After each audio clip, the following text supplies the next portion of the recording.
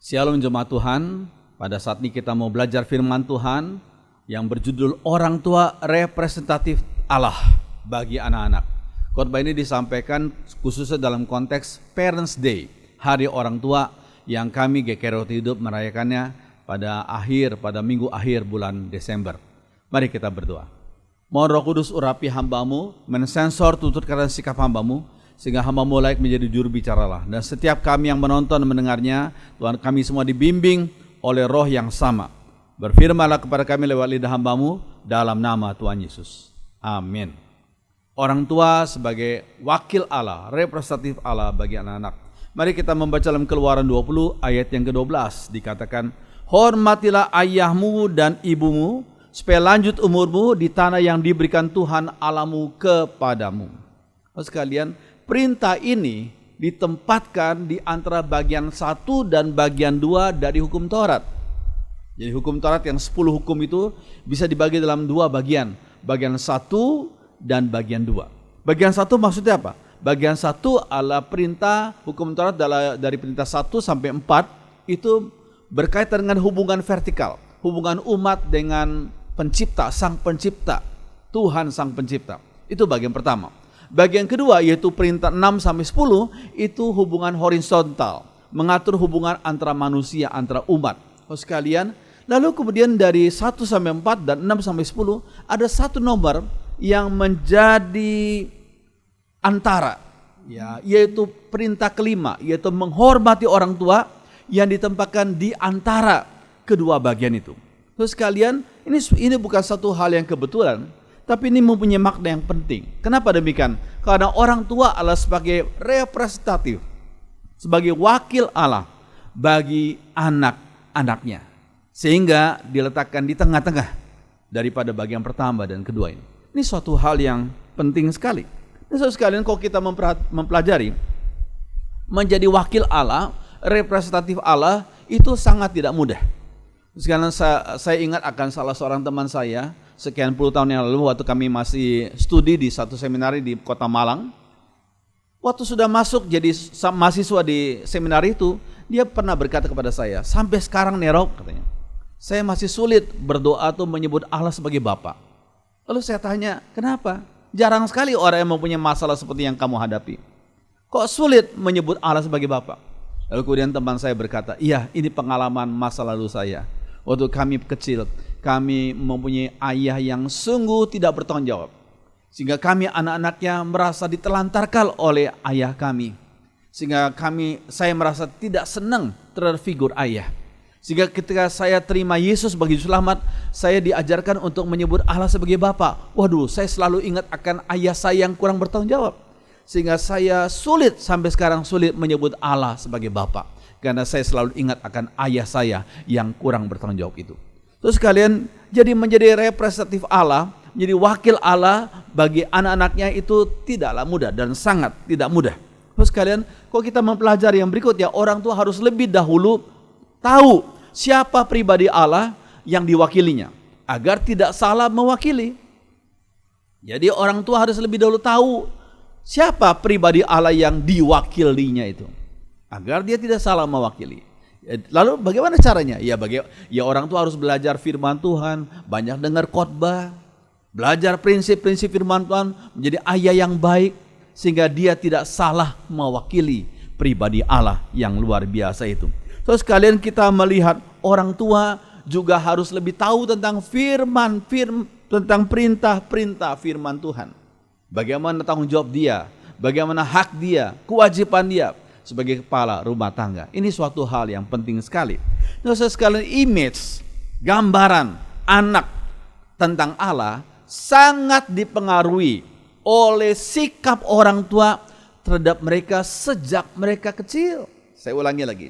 Image, gambaran anak tentang Allah sangat dipengaruhi oleh sikap orang tua terhadap mereka sejak mereka kecil. Saya kasih contoh. Lalu sekalian, ada sebagian orang itu kalau berdoa selalu menangis. Saya tidak melarang orang Kristen kalau berdoa menangis, tapi sebagian orang tuh mereka punya pandangan kalau saya tidak menangis, Tuhan Allah di surga tidak mendengar doa saya. Kemudian ketika ditanya, kenapa kamu punya pandangan seperti itu? Ternyata masa kecilnya juga. Orang tuanya kalau dengar dia minta sesuatu, orang tuanya nggak dengar, nggak mau kabulkan.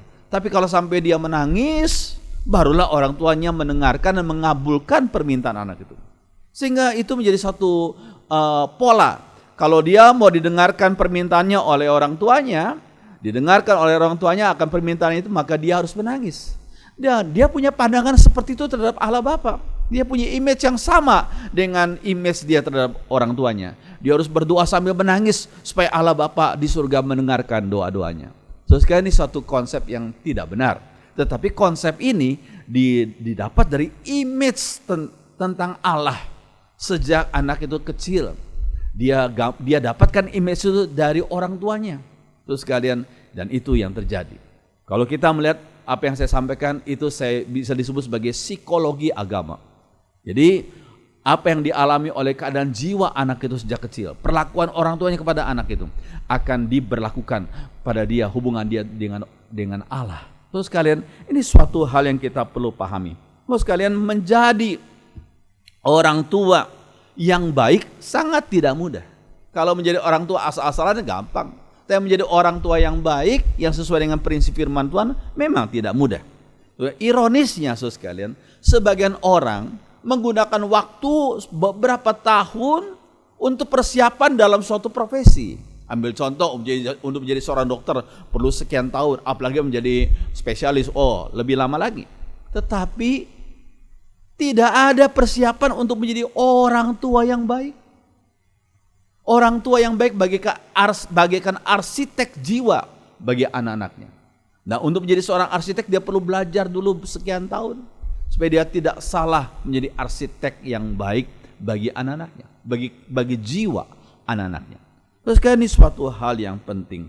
Nah, saudara sekalian, banyak orang berpikir, saudara sekalian, nanti kalau sudah nikah pasti tahu sendirilah bagaimana menjadi orang tua yang baik. Siapa bilang? Ya, ternyata tidak semudah itu. Perlu persiapan untuk menjadi orang tua yang perlu persiapan, perlu tahu prinsip-prinsip firman tentang menjadi orang tua yang baik. Terus kalian, orang tua perlu mengetahui prinsip-prinsip Alkitabiah dalam mendidik anak. Ini penting sekali. Nah, tentunya banyak sekali, karena waktu saya hanya menyinggung tentang beberapa prinsip saja.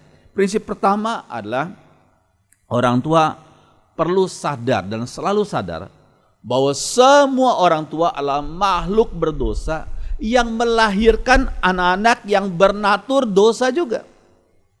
Orang tuanya makhluk berdosa, anaknya sebagai hasil hubungan biologis dengan istri atau dengan suami yang menghasilkan anak-anak yang bernatur, bersifat alami yang dosa juga. Lalu sekarang kita membuka dalam Mazmur 51:7. Sesungguhnya dalam kesalahan aku diperanakan, dalam dosa aku dikandung ibu.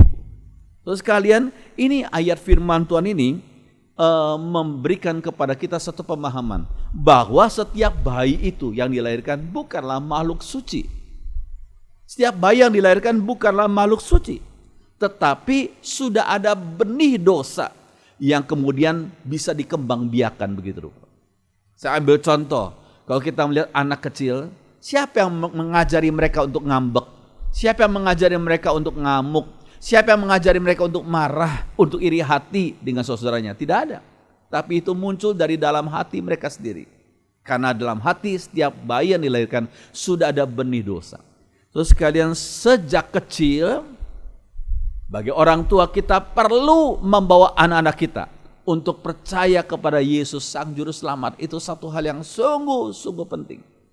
Karena kita tahu setiap anak itu membawa benih dosa, maka sejak kecil anak-anak perlu dibawa untuk percaya kepada Juru Selamat.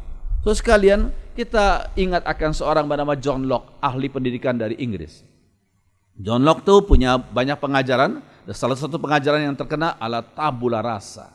Tabula rasa. Maksudnya tabula rasa apa? Tabula rasa adalah setiap bayi yang dilahirkan itu seperti tablet yang bersih.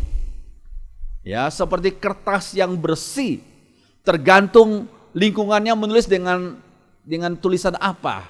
Tulisan yang bagus dari emas misalnya, atau tulisan yang jelek, yang cakar bebek. Kalau lingkungannya tidak baik. Jadi maksudnya John Locke, setiap bayi itu ya bersih, tidak ada dosa. Nah, ini pengajaran John Locke ini kalau kita menghadapkan dengan firman Tuhan ini tidak benar. Mazmur 51:7 dikatakan setiap bayi, setiap anak yang dilahirkan sudah dikandung dalam dosa dan dilahirkan dalam kesalahan. Jadi ada benih-benih dosa yang dibawa sejak bayi itu lahir. Terus sekalian, orang tua, kalau kita memahami hal ini, orang tua perlu mengarahkan anak-anak mereka dengan sikap tegas. Kalau saya katakan sikap tegas bukan berarti kejam, tegas. Ini boleh, ini tidak boleh, batasannya jelas gitu. Itu maksud tegas. Orang tua perlu mengarahkan anak-anak dengan sikap tegas dan bersikap konsisten. Seringkali sebagian orang tua tidak konsisten. Sekarang boleh, sebentar lagi tidak boleh. Jadi mut-mutan gitu, tidak boleh. Kita harus bersikap konsisten dalam iman yang benar dan pada etika serta moral hidup yang benar. Sejak kecil anak-anak ditanamkan iman yang benar dan diajarkan etika serta moral hidup yang benar. Saudara sekalian, ini suatu hal yang penting. Saya ambil contoh saudara sekalian. Kalau kita mempelajari, ada satu pelayanan di negara barat udah cukup lama ini, yaitu namanya 4 to 14 windows. Jendela umur 4 sampai 14 tahun. Ternyata dalam pemahaman mereka, dalam survei mereka, usia anak yang paling mudah untuk terima Yesus adalah antara usia 4 sampai 14 tahun. Usia paling mudah seorang anak terima Yesus adalah usia antara 4 sampai 14 tahun. Kalau diundur lagi, dimolorkan lagi, maksimum sampai 19 tahun.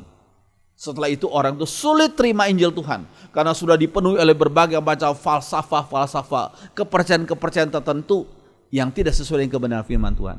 Mungkin mulai dia terbuka ketika dia masuk ICU kali. Setelah dia mengalami sakit, dia mulai terbuka. Tetapi kalau kita mau menginjili, usia yang paling mudah diinjili untuk terima Yesus adalah antara usia 4 sampai 14 tahun. Jadi saudara sekalian, ini suatu contoh yang penting, yaitu salah seorang anak kami yang kedua yang bernama Ebenezer. Ini adalah foto waktu anak kami masih kecil-kecil. Ini Eben, tanda panah merah itu baru umur 5 tahun. Dan Malak itu beda 4,5 tahun kokohnya di atas dia. Terus sekalian, nah sudah sekalian, tahun 2000 berarti Eben waktu itu baru berumur 5 tahun. Mami kami, ya, Ibu Marjam itu meninggal dunia. Waktu umur 5 tahun si Eben, kemudian di tepi peti jenazah itu, Eben bicara gini sama mamanya dalam bahasa Inggris. Mama, I want to see Oma. Saya mau ketemu Oma. Wah, itu kesempatan bagi mamanya untuk injili Eben. Oh, Oma is with Jesus. Sekarang Oma berada bersama Yesus. If you want to see Oma, you need to love Jesus. Just like Oma love Jesus. Ya, kalau engkau mau bertemu dengan Oma, kamu harus mencintai Yesus seperti Oma mencintai Yesus. Wah, diinjili selama 5 menit gitu. Eben terima Yesus bagi selamat di sebelah peti jenazah omanya. Itulah pelayanan Ibu Diana sebagai mamanya Eben. Terus sekalian, jadi Eben terima Yesus waktu Eben berusia 5 tahun. Jadi betul apa yang dikatakan oleh jendela Windows itu, jendela 4 sampai 14 tahun itu, yaitu antara 4 sampai 14 tahun adalah usia yang paling mudah bagi seorang terima Yesus sebagai juru selamat. Terus sekali ini suatu hal yang penting. Nah, Saudara, kalau kita baca dalam Amsal 22 ayat 15, dikatakan kebodohan melekat pada hati orang muda, tetapi tongkat didikan akan mengusir itu daripadanya. Kebodohan melekat pada hati orang muda, tapi tongkat didikan akan mengusir kebodohan itu daripadanya. Terus sekalian, kalau kita membaca dalam Contemporary English Version, dikatakan all children, semua anak are foolish, semua anak itu bodoh. But firm correction, satu koreksi yang tegas dan kuat, will make them change, akan membuat mereka berubah. Jadi sekarang kalau saudara gambar ini gambar seorang anak yang sikapnya sungguh kurang ajar ya. Dia bertulak pinggang di hadapan mamanya atau di hadapan orang tuanya dengan mulutnya seperti gitu. Nah, ini perlu dididik anak ini. Perlu didisiplin anak ini. Ya, sebab firman Tuhan berkata semua anak tuh bodoh. But firm correction, koreksi yang tegas dan kuat will make them change, akan mengubah mereka. Terus ini suatu hal yang penting sekali. Nah, yang kedua, saudara, orang tua perlu mengikuti prinsip Allah dalam mendidik umatnya. Kita harus tahu prinsip Allah dalam mendidik umatnya dengan cara apa? Tentunya banyak, tapi hal yang paling penting adalah apa? Allah, PL diberikan dahulu, kemudian PB. Perjanjian lama diberikan dahulu, kemudian perjanjian baru. Terus kalian PL itu menekankan pada sifat keadilan, misalnya Taurat, ya. Tapi PB menekankan pada sifat kasih. Maksud kalian, maksudnya keadilan itu didahulukan. Dalam mendidik anak, keadilan perlu didahulukan, baru kasih mengikuti. Ada sebagian orang tua yang keliru. Mereka manja-manjakan bayinya, anak-anaknya. Nanti kalau udah besar baru dididik. Itu keliru. Keadilan didahulukan dulu, kasih baru mengikuti. PL, perjanjian lama didahulukan, PB kemudian mengikuti. Terus sekalian, ini suatu hal yang penting. Bersikap yang tegas, bukan kejam. Sekali lagi, bersikap yang tegas bukan kejam. Tahu ini boleh, ini tidak boleh, secara jelas ya ada batasannya. Terhadap anak dari bayi sampai usia 7 tahun, itu pembentukan pribadi seorang anak 85%. Ya, bersikap tegas terhadap anak, karena pembentukan pribadi dari 0, dari kandungan sampai 7 tahun itu pembentukan pribadinya 85%. Saya ambil contoh gambar ini. Ini gambar semen yang masih basah. Semen yang masih basah ditulisin apa gampang aja, dicap apa juga gampang saja. Dan akan terus berbekas di situ. Itu 0 sampai 7 tahun bagikan semen yang masih basah. Dibentuk apa, diajarin apa, langsung nempel seumur hidupnya. Ini suatu hal yang penting. Jadi 0 sampai 7 tahun sikap orang tua harus tegas, bukan kejam, ya. Tetapi yang kedua, umur 7, umur 8 sampai remaja itu sikap orang tua harus moderat. Maksudnya berdiskusi dengan anaknya. Anaknya sudah bisa diajak berdiskusi. Tapi sikapnya orang tua tetap harus punya prinsip yang penting. Ya, bersikap moderat, ya, banyak berdiskusi. Lalu kemudian yang ketiga, saudara sekalian, jadikan anak-anakmu menjadi teman saat mereka sudah usia pemuda. Jangan dibalik. Nanti waktu anak gak apa-apa, biar aja. Nanti kalau udah besar baru tak ajarin. Itu keliru, saudara sekalian. Kita harus mendidik 0 sampai 7 tahun itu dengan sikap tegas, karena pembentukan pribadi 85% dan bersikap moderat pada umur 8 sampai remaja, dan jadikan mereka sebagai teman saat mereka sudah pemuda. Ikuti teladan ini, saudara sekalian, sebab ini penting sekali. Nah, saudara sekalian, perlu diingat 3 kalimat ini dalam mendidik semua anak yang bernatur dosa. Ya, 3 kalimat ini penting sekali. Yang pertama, saudara sekalian, kalau anak dididik oleh orang tua, dididik dengan baik, pasti anak tuh sikapnya terpaksa.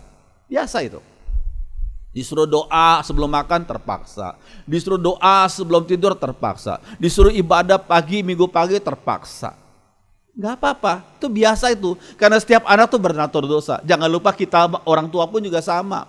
Kita disuruh membayar perpuluhan, mengembalikan persepuluhan juga pertama terpaksa, bukan? Itulah manusia yang bernatur dosa. Kalau diajarin yang baik, yang benar, pasti pertama terpaksa. Gak apa-apa. Yang kedua, jadi biasa. Jadi biasa, karena sudah kebiasaan jadi biasa. Kemudian ketiga, timbul sukacita. Timbul sukacita melakukan apa yang menjadi kehendak Tuhan. Ya, bolehkah saya minta saudara mengucapkan sama-sama? Pertama, terpaksa. Yang kedua, jadi biasa. Yang ketiga, timbul sukacita. Ini satu sikap yang penting, saudara sekalian. Kita mendidik anak kita kepada jalan yang sesuai dengan kehendak Tuhan. Yang ketiga, saudara sekalian, ada sebagian orang tua yang berkata, saat aku waktu masih kecil hidupku susah, dan sekarang aku ingin membuat anakku bahagia.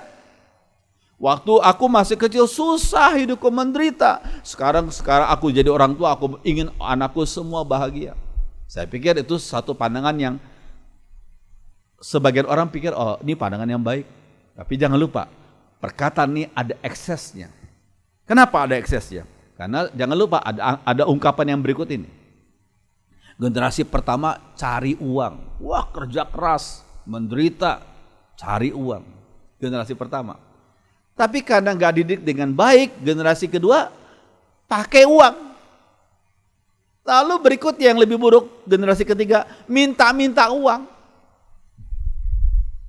Jadi saudara sekalian, ini kelirunya di mana? Kelirunya pada didikan anak.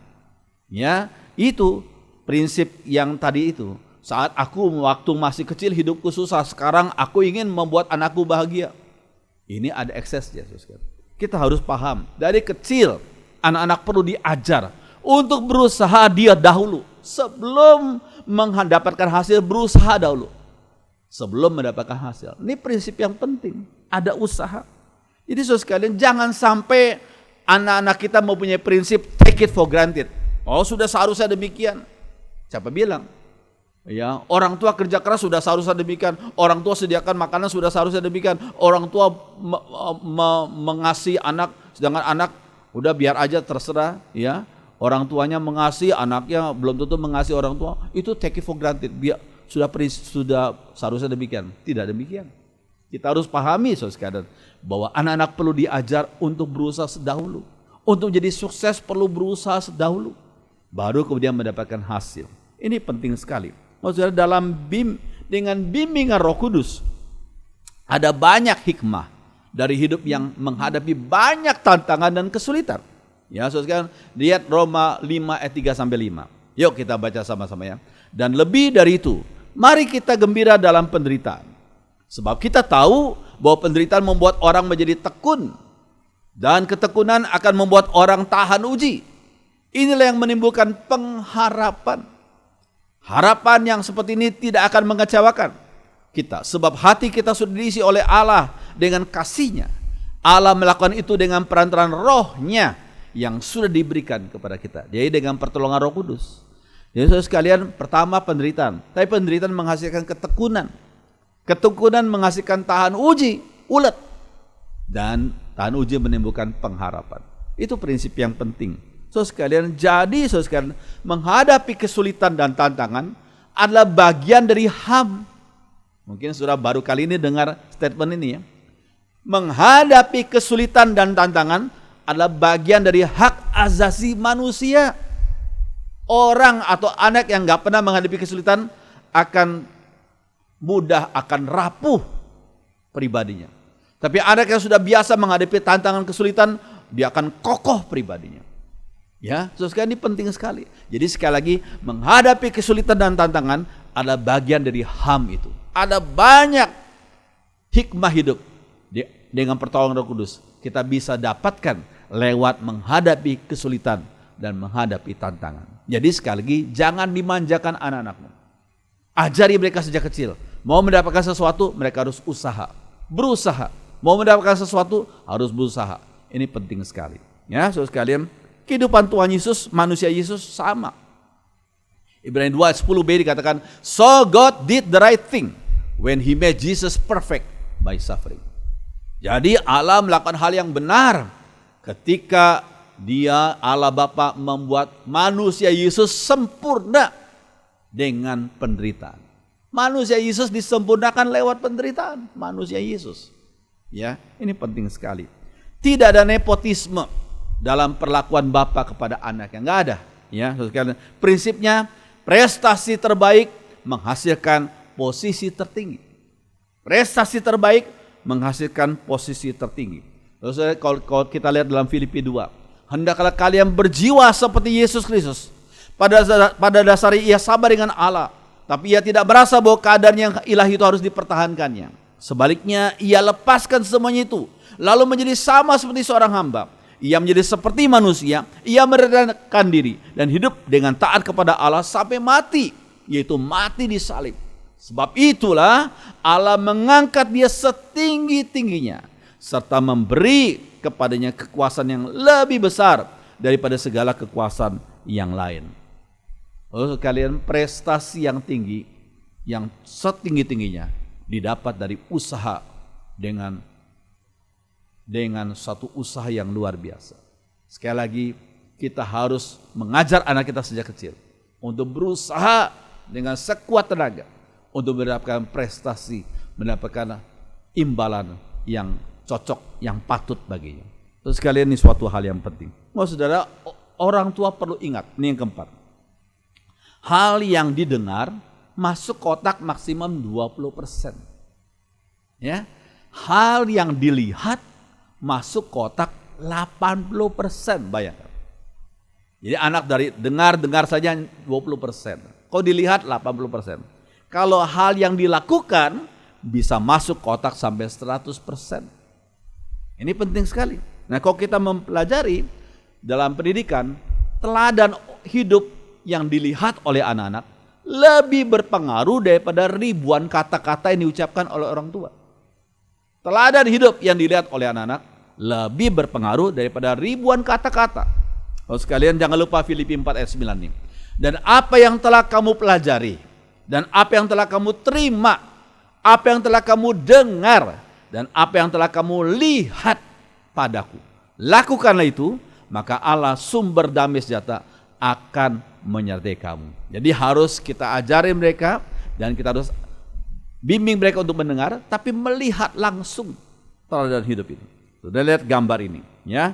Anak-anak belajar banyak dari apa yang dilihat. Ya, kita melihat. Nah, sekarang gambar ini. Papanya jalan seperti apa, tangannya seperti apa, bajunya seperti apa. Kemudian kita lihat gambar yang kedua. Mamanya bersikap apa, anaknya bersikap apa.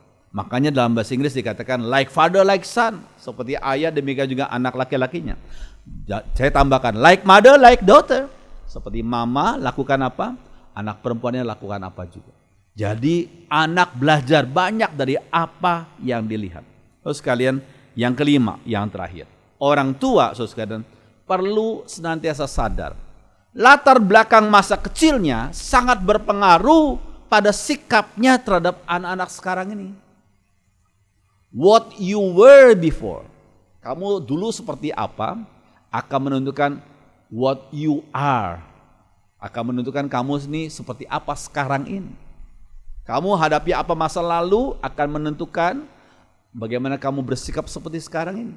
Terus sekalian, saya ambil contoh, saya kasih contoh. Perhatikan pengalaman yang yang tidak pernah terlupakan waktu masa kecil. Mungkin yang traumatis maupun yang membahagiakan. Kok nggak pernah terlupakan pengalaman itu. Dan kita lihat apa akibatnya sekarang ini. Ya, ada sebagian orang, sebagai orang tua, dia mengadopsi gaya orang tuanya ketika dia masih kecil. Terus sekalian, ya, ambil contoh. Orang tuanya waktu dia masih kecil, sering kali menyebut jangan lakukan ini, jangan lakukan ini, walaupun dia waktu kecil tuh nggak seneng sama perkataan jangan. Dia nggak seneng sekali dengan perkataan jangan. Tapi waktu dia menjadi orang tua sekarang, tanpa dia sadari, dia mengadopsi pola yang sama, yaitu terhadap anaknya, juga dia mengikuti teladan orang tuanya. Seringkali ngomong jangan. Terus kalian, ia mengadopsi gaya orang tuanya, walaupun kalau dia sadar dia nggak suka itu, tapi tanpa dia sadari dia mengadopsi itu. Terus kalian, yang kedua, saudara, ia bersikap kontradiktif bahkan, ya, terbalik dengan sikap orang tuanya waktu lalu. Misalnya, dia punya orang tua waktu lalu kejam, seringkali pukul. Ketika dia jadi orang tua sekarang ini, sama sekali dia nggak pernah mau menghukum anaknya atau mendisiplin anaknya, karena dia khawatir anaknya akan punya akar pahit seperti dia punya akar pahit dengan orang tuanya waktu lalu.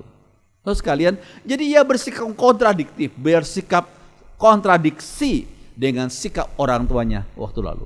Terus kalian, ini kita perlu pelajari dan kita perlu pahami, karena sikap ini belum tentu berkenan di hadapan Tuhan.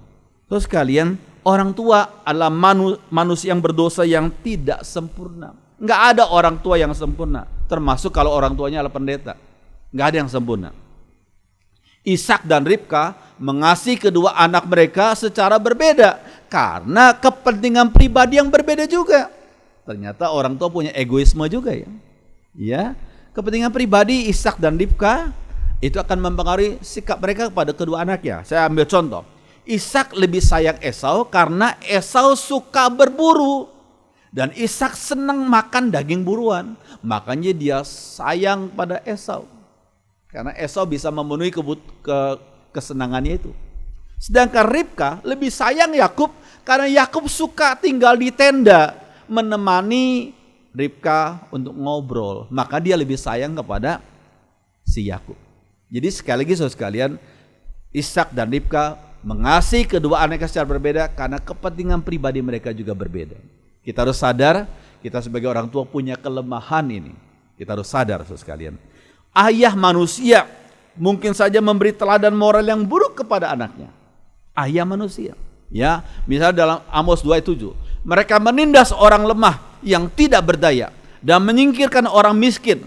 Nah, lihat, ayah dan anak menggauli hamba wanita yang sama. Luar biasa kan? Moral yang luar biasa rendah. Ya, ayah dan anak ini berkaitan dengan pelacuran bakti ini, penyembahan berhala orang Kanaan ini. Ayah dan anak, misalnya anak laki-lakinya, menggauli hamba wanita yang sama sehingga mencemarkan namaku yang suci. Ini teladan hidup ayah yang tidak benar. Karena sekali lagi memang sebagian ayah bersikap demikian. Terus sekalian, jangan lupa kalau kita mengingat, orang tua kita juga adalah makhluk yang fana dan sementara. Saya atau kami 7 saudara sudah tidak lagi punya papa mama, sudah dipanggil Tuhan, dan puji Tuhan mereka sudah ada di surga. Terus sekalian, tapi ada janji Tuhan yang sangat menghiburkan. Kita lihat dalam Mazmur 27 ayat 10. Sekalipun ayah dan ibu meninggalkan aku, Allah akan memelihara aku. Luar biasa ya. Sekalipun ayah dan ibu meninggalkan aku, Allah akan memelihara aku. Lihat lagi Mazmur 68 ayat 6. Allah itu Bapa bagi anak yatim dan pelindung bagi para janda. Itulah Allah di kediamannya yang kudus. Indah sekali ya. Ya, kemudian yang terakhir, saudara sekalian, seperti Bapa sayang kepada anak-anaknya, demikian juga Tuhan sayang kepada orang-orang yang takut akan Dia. Indah sekali ya. Seperti Bapa sayang kepada anak-anaknya, demikian Tuhan sayang kepada orang-orang yang takut akan Dia. Saudara sekalian, pada akhirnya saya ucapkan Happy Parents Day. Selamat kepada para orang tua yang menjadi wakil-wakil Allah di keluarga kalian masing-masing. Ya, God bless you. Allah memberkati kalian. Tuhan memberkati. Mari kita berdiri sekalian, nyanyikan satu lagu yang sudah lama. Judulnya Kepada Allah Aku Berharap, di darat atau di laut yang gelap. Mari kita berdiri, nyanyikan lagu ini bersama-sama.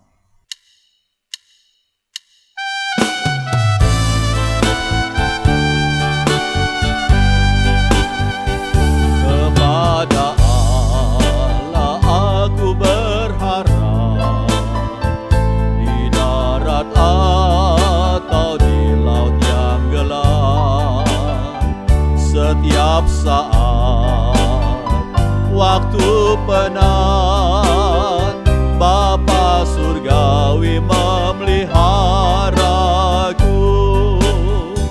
Aku berharap akan Tuhanku, di ngarai atau dalam laut mendru.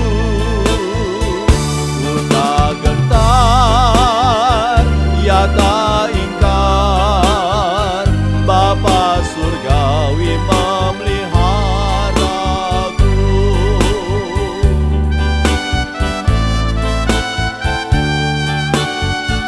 Perempuan saja.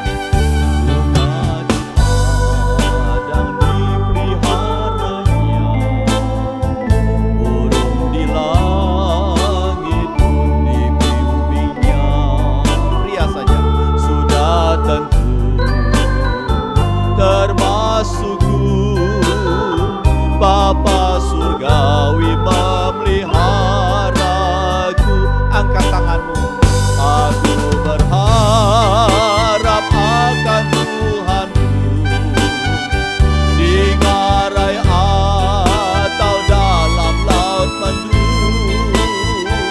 Ku tak gentar, ya tak ingkar, Bapa surgawi memeliharaku. Aku berharap akan Tuhanku, di ngarai atau dalam laut mendru. Ku tak gentar, ya tak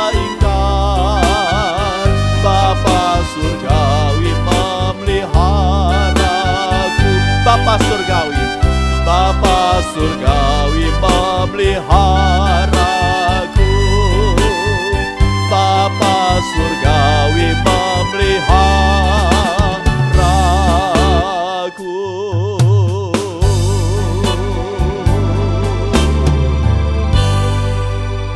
Kami bersyukur Tuhan, kalau kami sebagaimana bisa hidup sekarang ini, diberikan kekuatan, kesehatan, diberikan hikmat, diberikan rezeki, dan diberikan keluarga yang baik. Ini semua adalah karena pemeliharaan dari Bapa Surgawi.